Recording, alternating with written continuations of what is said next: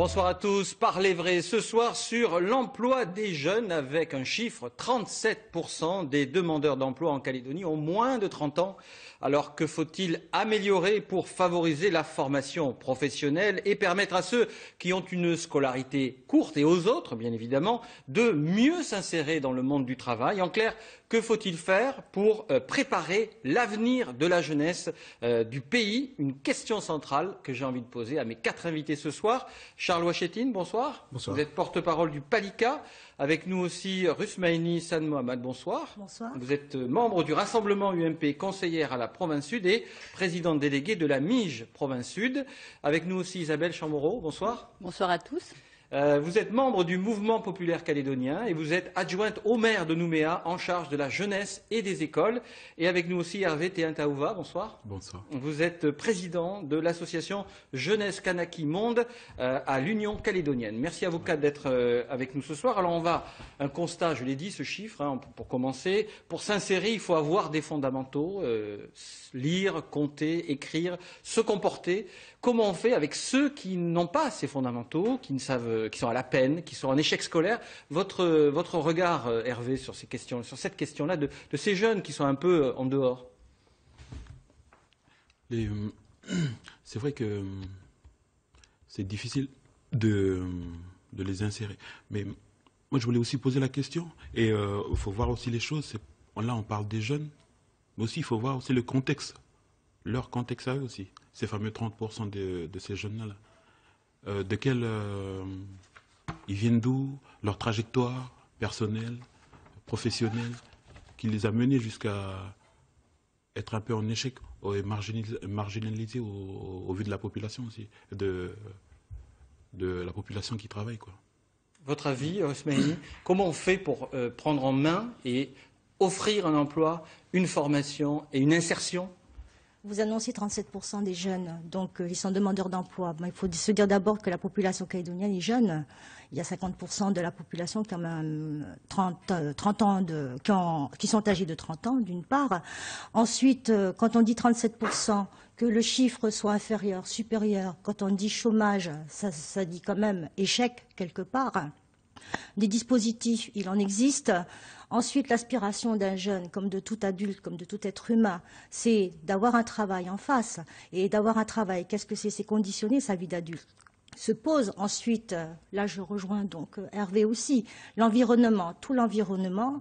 Il est sûr que l'accompagnement est très important dès l'enfance jusqu'à l'adolescence et après dès l'entrée dans sa vie d'adulte. À partir de là, on parle bien d'intégration sociale et professionnelle. Votre regard, Monsieur Ouachetine? Je crois que la question doit se poser en amont. Je veux dire, là, il y a un enjeu majeur, c'est la question de la formation initiale. Derrière les chiffres du chômage qui touchent les jeunes, il y a aussi les chiffres liés à l'échec scolaire. Quand on regarde précisément donc, ceux qui aujourd'hui se retrouvent au chômage, 50% de ces personnes n'ont pas de diplôme. Et ça, beaucoup de jeunes, et précisément c'est la catégorie des jeunes aujourd'hui qui ont été déscolarisés, qui se retrouvent dans des situations totalement difficiles. Qu'est-ce qu'on fait, Madame Chamorro? On adapte mieux les pédagogies, par exemple? Quel est votre regard, vous? En introduction, vous avez prononcé un mot, donc les fondamentaux. Pour nous, c'est vraiment la base sur laquelle il faut revenir. Je voudrais, en 3 points, revenir sur 3 sujets qui concernent donc la réussite scolaire. Je voudrais rendre hommage d'abord aux enseignants, aux équipes éducatives qui se mobilisent chaque jour pour que nos enfants réussissent. Mais je voudrais donc aborder 3 points. Tout d'abord, on a parlé souvent de l'illettrisme.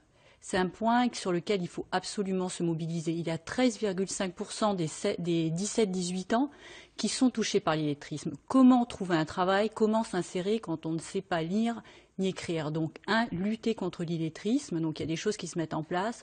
Pour nous, l'objectif, c'est qu'aucun élève ne rentre en 6e sans savoir lire et donc mobilisation totale déjà depuis le CP. Donc, illettrisme. Deuxièmement, l'absentéisme. On parle de déscolarisation. L'absentéisme, c'est une plaie. La déscolarisation, l'absentéisme scolaire, c'est-à-dire qu'un enfant, il va être en proie à l'échec scolaire, mais également à l'insécurité, à la délinquance, à l'alcoolisation. On voit les méfaits d'un enfant qui n'est pas scolarisé. Donc pour nous, on souhaiterait qu'un éducateur spécialisé soit affecté à chaque collège en Nouvelle-Calédonie et que cet éducateur n'ait qu'une mission, c'est s'occuper de l'absentéisme. On l'a fait à Nouméa et on a réduit dans les collèges où on l'a fait de 2 fois le taux d'absentéisme scolaire. Et un dernier point très rapidement, on l'a un peu évoqué tous autour de la table, nos enfants, nos jeunes doivent affronter ce qui se passe en Nouvelle-Calédonie sur le plan de l'emploi, mais aussi la mondialisation. Donc pour nous, dans l'équipe de Gaeliano, il y a aussi un point important, c'est l'apprentissage par le numérique et l'apprentissage de l'anglais, tout en respectant, je voudrais bien dire, les cultures et les langues en Nouvelle-Calédonie. Comment vous faites à ce qu'a dit Hervé, quand on a des jeunes qui ont des conditions de vie difficiles, hein, c'est bien ce que vous dites, Hervé, quand ils viennent de milieux défavorisés, comment est-ce que là vous réagissez, vous, dans l'équipe de Gaeliano, comme vous dites? Eh bien, écoutez, nous, dans l'équipe de Gaeliano, évidemment, pour nous, l'école et d'autres interlocuteurs l'ont signalé, eh bien, c'est le lien fondamental entre la famille, la société et le projet de l'enfant. Votre avis, Madame Rusmaini? Il y a beaucoup de choses. Pour vraiment, en revenant toujours sur la problématique de l'environnement, nous, au niveau de la province sud, bon, initié quand même par M. Pierre Frougier, donc nous avons mis en place le plan Agir pour la jeunesse. Donc depuis 2009, nous avons mis en place quand même des dispositifs justement pour favoriser l'environnement de travail, d'éducation et social de l'enfant, du jeune, de l'adolescent, notamment avec l'école de la deuxième chance que nous avons mis en place, 60% de taux d'insertion tout de même. Ensuite, le dispositif dont vous avez tous entendu parler, le RSMA, les internats d'excellence, et là je reviens un petit peu sur l'émission d'il y a quelques semaines, ici même sur l'enseignement, des internats d'excellence aussi dans l'enseignement privé, ça c'est important, un conseil provincial des jeunes avec des délégués des collèges et des lycées, de l'enseignement privé et public également. Donc, on essaie d'apporter vraiment tout, comme disait M. Washington, travailler en amont, toutes les chances pour qu'un enfant puisse étudier dans les mêmes conditions, dans de bonnes conditions, et de comment suivre justement l'école ou bien le lycée ou le collège. C'est surtout de lui permettre une orientation et non plus de subir, parce que souvent les enfants subissent. Alors, une réaction d'Hervé par rapport à ce que vous venez d'entendre, et vous, à l'UC, comment est-ce que vous voyez les choses pour justement donner des clés et des solutions à cette jeunesse? Tout à l'heure, vous parlez de 37%. Après, il faut aussi voir dans ces 37%, c'est qui les 37%?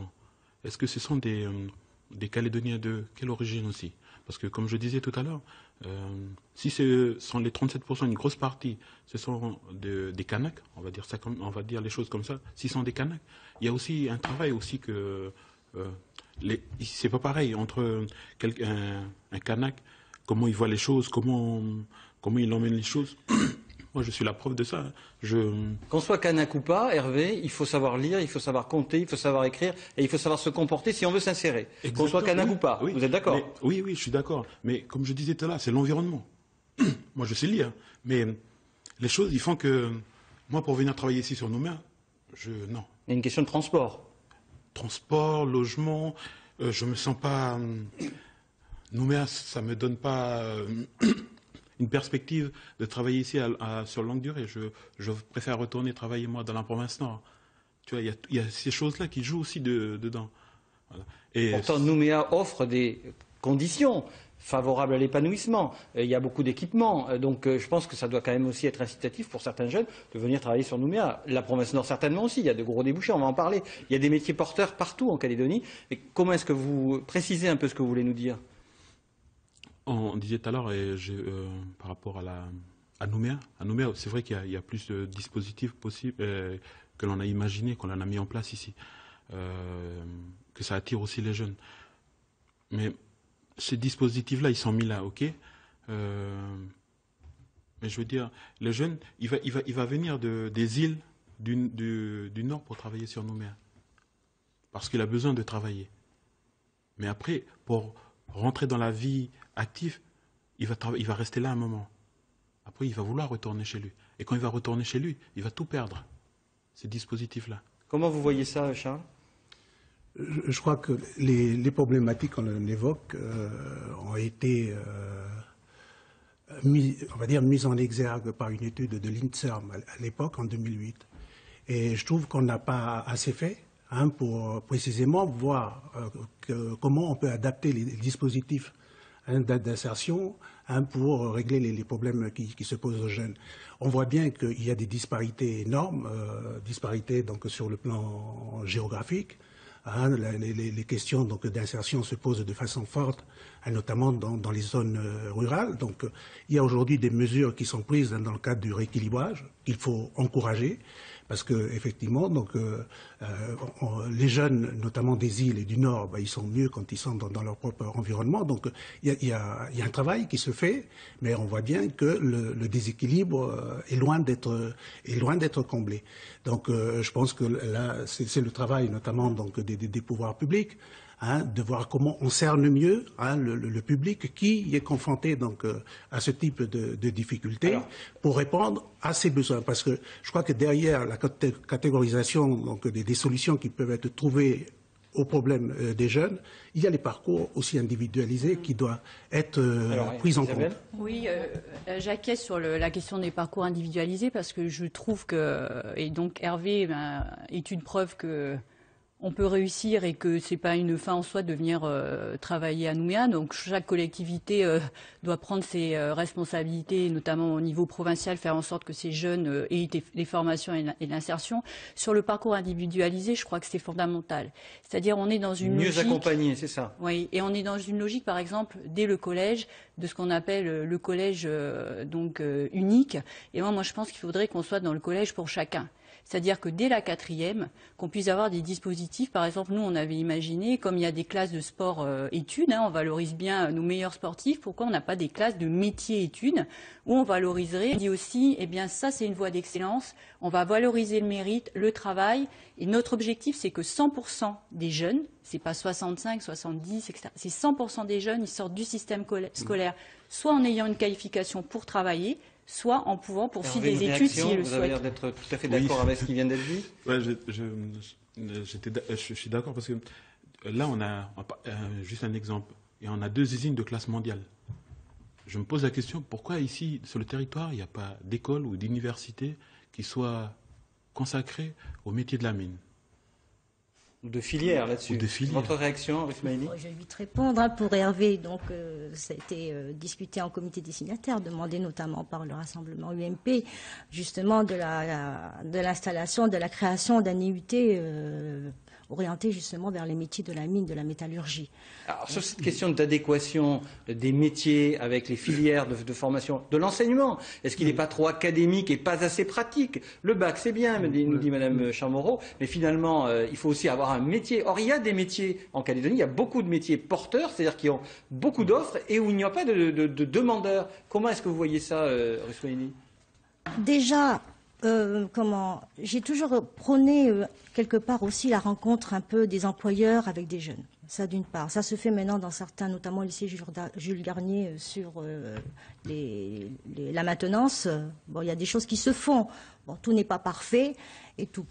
Il est vrai que dans le métier, je suis sur un dispositif, notamment de la mission d'insertion des jeunes, où effectivement les jeunes qui viennent solliciter un moyen, un bénéfice d'un dispositif de la mission d'insertion des jeunes sont souvent orientés, et là je l'avais quelque part bien remarqué, notamment il y a 2 ans, sur certains métiers, mais qui sont bouchés, dont les filières sont bouchées. Et donc j'avais vraiment sollicité l'équipe de la mission d'insertion des jeunes à ce niveau-là, de favoriser les métiers, notamment de l'artisanat, parce que on entend parler, parce que c'est un constat. Il y a... L'IDCNC édite chaque année une plaquette sur les métiers porteurs. 531 métiers en Calédonie sont répertoriés dans 14 secteurs. Et il y a 96 métiers porteurs, où on demande des gens, il y a des offres d'emploi, mais il n'y a pas les gens en face. Comment est-ce que ça peut encore exister? Et c'est dans tous les domaines, de l'hôtellerie, la restauration, les assurances, le jardinage, la boulangerie, les conducteurs de grue, les poids lourds, enfin, et le BTP, j'en parle même pas. Oui. Votre réaction? Effectivement, enfin, si on parle de chiffres, il y a à peu près 5500 demandeurs d'emploi et chaque mois, on constate qu'il y a 1500 offres qui ne trouvent pas preneur. Donc on peut se poser la question. Est-ce que les gens ne veulent pas travailler? Est-ce que les gens ne veulent pas travailler? Non, je crois qu'on n'est pas du tout dans cette dynamique, mais j'en reviens à l'implication. Alors, il y a le développement économique qu'on doit favoriser en tant que responsable politique. En parallèle, si on parle d'emploi, on parle bien sûr de développement économique, mais j'en reviens à l'implication des entreprises. C'est-à-dire que les entreprises, elles ont une responsabilité sociale. On forme une même équipe avec les entreprises. Voilà. Et donc, elles doivent être étroitement associées à la définition des politiques de formation. Elles doivent être associées même au programme. Et on l'entendait parfois dans le milieu de l'enseignement, c'est-à-dire qu'il y a des professionnels qui doivent intervenir pendant le temps pédagogique. On a vu hier, par exemple, un reportage intéressant sur une personne, une jeune Allemande qui venait dispenser des cours. Alors, elle n'est pas dans le milieu de l'entreprise, mais on voit à quel point les jeunes ont besoin de s'ouvrir sur des nouvelles compétences et de nouvelles personnes. Et les professionnels, avec l'aide des pouvoirs publics, doivent pouvoir investir les temps d'enseignement et être partenaires. Je crois qu'il y a des initiatives, effectivement, qui commencent à être prises dans ce sens. Donc, l'école qui s'ouvre davantage au milieu des entreprises, des enfants qui viennent de l'intérieur ou des îles qui viennent sur Nouméa, donc pour être sensibilisés au métier. Mais je crois que la réelle difficulté, elle est dans la conception même de la formation que l'on a. On a tendance à opposer la formation initiale à la formation professionnelle, et la formation professionnelle est souvent dévalorisée. Donc un jeune qui rentre et qui a un CAP alors qu'il a un savoir-faire, il ne sera pas reconnu comme tel, pas valorisé dans son métier. Le métier d'excellence étant celui, à une époque encore, celui de l'instituteur, etc. Oui, donc sûr. en passant par la voie on a hérité d'une Donc je pense qu'il faut se sortir de ça. Je crois que la conception de la formation doit intégrer les deux facettes de la formation initiale. On a besoin de ceux qui peuvent suivre des cursus longs, donc les métiers que l'on sait, donc qui sont aujourd'hui repris par l'université.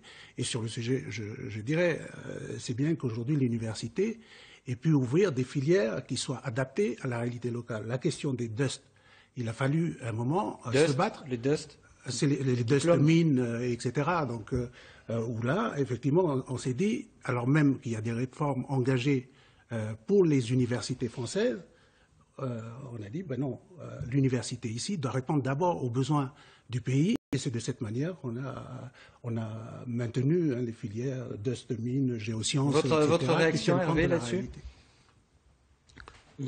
Sur l'enseignement académique, l'enseignement pratique, par exemple, est-ce qu'il faut réformer certaines choses? Est-ce qu'il faut mieux adapter les choses? Est-ce qu'il faut aller vers davantage d'alternance, d'apprentissage? Ouais, comme vous disiez tout à l'heure, nous, on est un peu aussi resté sur des choses qui se faisaient. On a hérité de ça. Là, on construit un autre pays. Et nous, Calédoniens d'ici, nous devons nous mettre autour de la table et voir aussi, et commencer à penser pays aussi. Parce que là, province Nord, province Sud, province Île, maintenant il faut qu'on commence à penser pays aussi. Comment on va mettre les choses en commun pour que nous, Calédoniens, on peut améliorer notre condition de vie, améliorer notre jeunesse et pouvoir laisser des choses pour les jeunes aussi. Parce qu'il y a des choses qui se font dans la province Sud, province Nord, province Île. Finalement, on est un peu perdu dans tout ça. Il y a des bonnes choses à prendre là-haut dans le Nord, et mélanger avec ceux du Sud, et puis c'est des îles. Il faut commencer à aussi penser pays. Parce que sinon, chacun on travaille dans nos provinces. Votre avis, Madame Orismaini, sur ces questions d'adaptation d'enseignement aux métiers, aux filières, à l'apprentissage, à l'alternance? Oui, je rejoins les personnes qui sont là, effectivement. Il est constaté, effectivement, que souvent l'enseignement ne correspond pas à ce que l'on veut vraiment faire. Et les expériences que j'ai eues ces derniers temps aussi, c'est qu'on voit beaucoup de changements d'orientation par rapport à la formation initiale. L'essentiel, savoir écrire, savoir lire, savoir compter, c'est l'essentiel. De toute façon, même dans tout dispositif, que ce soit au nord, aux îles, au sud, l'entrée en formation professionnelle ou en stage d'apprentissage commence déjà par cela. Donc c'est l'essentiel, la base même. Voilà. Encore faut-il donner le désir d'apprendre, voilà. etc. Je crois que c'est un écueil, parce que précisément, sur le plan pédagogique, on ne sait pas promouvoir ça. La question, par exemple, d'accès à la lecture, on voit bien, on nous fait partie d'une génération où on nous a imposé les livres d'une certaine manière. Peut-être que certains sont sortis, mais il n'y a pas ce plaisir de créer, le désir de lire Aujourd'hui, on parlait de l'ère numérique. Moi, ça va créer encore une fracture à l'endroit des populations qui n'ont pas les moyens, justement, de maîtriser ces outils et d'y accéder. Là-dessus, Charles Ouachetine, il y a quand même des dispositifs pour avoir des ordinateurs moins chers. Il y a chaque année des opérations.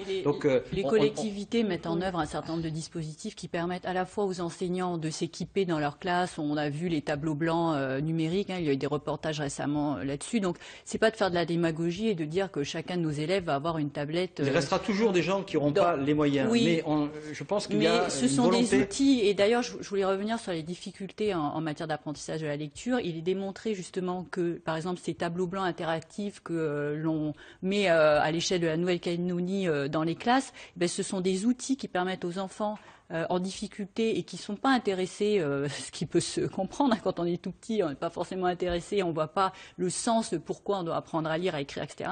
Il est reconnu que ce sont des outils pédagogiques qui permettent aux enfants, justement, et notamment les enfants en difficulté, ce n'est pas un truc élitiste, d'apprendre plus facilement à lire. Et je voulais revenir parce qu'on a parlé d'apprentissage. Alors l'apprentissage est vraiment un mot clé. En Allemagne, l'apprentissage c'est énorme. En Allemagne, il y a 1,5 million d'apprentis. En France, il n'y en a même pas 500 000. On a l'impression que c'est un gros mot. On peut rentrer en apprentissage dès 14 ans. Alors quand on dit ça, ça fait bondir tout le monde. Mais moi, je bondis pas parce que je me dis que si en 4e, on peut aller par exemple en classe, je vous disais métier-études, ça peut s'appeler autrement, mais on a le droit de retourner en voie générale. C'est-à-dire qu'on va à un moment de sa vie, on fait connaissance avec un certain nombre de professionnels, de métiers. Si ça nous plaît et si on considère, on vend aux jeunes que c'est une voie d'excellence et non pas une voie de garage, on reste pour devenir un très bon professionnel qui, quand il va sortir, fera valoir son diplôme, ou alors au bout de 2 ans, on se dit j'ai connu ça, ça m'intéresse, mais moi je veux aussi passer mon bac et je veux faire des études supérieures. Vous êtes d'accord avec ça, Rusmaïni? Oui, je rejoins tout à fait. Sur l'apprentissage et l'alternance? L'apprentissage, l'alternance, de toute façon, les difficultés que l'on constate dans certains collèges, il faut le reconnaître, où vous avez justement des problèmes de civisme ou des problèmes notamment de comportement en général, provient souvent, c'est que ce sont des enfants, des jeunes qui, l'école ne les intéresse plus ou quelque chose ne va pas du tout. Et il faut trouver justement quelque chose à partir de la 4e. Votre avis, Hervé, sur apprentissage, alternance? Et là, on revient sur au premier sujet de tout à l'heure, c'est l'environnement. L'environnement. C'est, je ne sais pas moi, un petit jeune là un petit enfant, quand tu vas lui poser la question, tu veux faire quoi plus tard? S'il dit, je veux devenir pompier. C'est à partir de là que nous, parents, nous, politiques, on commence à travailler la chose, tout doucement. On le met dans les conditions pour, et petit à petit, on l'oriente. Et c'est à partir de là. Je suis hyper bavard, mais Hervé disait parents. On n'a pas parlé de ça, mais qui construit le projet de vie et professionnel de l'enfant? Il est construit avec sa famille. Et c'est la famille qui va être aussi garante, et qu'on soit dans le sud, dans le nord, dans les îles, de la réussite des enfants, même si les familles peuvent rencontrer des difficultés importantes. Il faut qu'on arrive à valoriser cette notion de mérite et de réussite. Parents, enfants, écoles, entreprises. Est-ce qu'il y a des partenariats à trouver entre les entreprises justement et l'enseignement, par exemple, Rusmaïni, pour faire en sorte qu'il y ait ces adéquations qui n'existent pas forcément encore? Et moi, je dis que oui, parce que, enfin, moi, j'ai souvenance quand j'étais au lycée dans une filière technique où on visitait des entreprises. Bon, est-ce que ça se fait encore? Je ne sais pas, ça d'une part. Ensuite, c'est vrai que nous, en relation avec les communes, on travaille beaucoup sur les forums de découverte d'entreprises, aussi bien de santé, de prévention, de carrière et tout. Donc, il faut qu'à un moment donné aussi, c'est qu'on arrive à mettre ensemble justement la partie enseignement et la partie aussi économique, la partie du secteur économique. Et je reviens un peu sur ce que disait Hervé. On n'a pas envie de travailler à Nouméa. Enfin, c'est vrai que Nouméa est attractif. Nouméa, c'est la zone d'entreprise. Le sud, c'est là où il y a la partie économique et tout. Après, c'est tout à chacun dans les communes et dans les provinces aussi de développer leur économie pour maintenir leurs jeunes. Donc, on voit déjà ce grand drainage avec l'usine du Nord. Nous, au niveau de la Quand il y a eu l'ouverture de l'usine du Sud, on a bien vu qu'il y a eu un regain d'activité, que ce soit dans tous les secteurs, le secteur agricole, le secteur économique, de l'insertion des jeunes, et puis aussi des créations d'entreprises, ça c'est important. On va en rester là pour l'instant, puisque nous arrivons au bout de cette émission Parler vrai, version télé.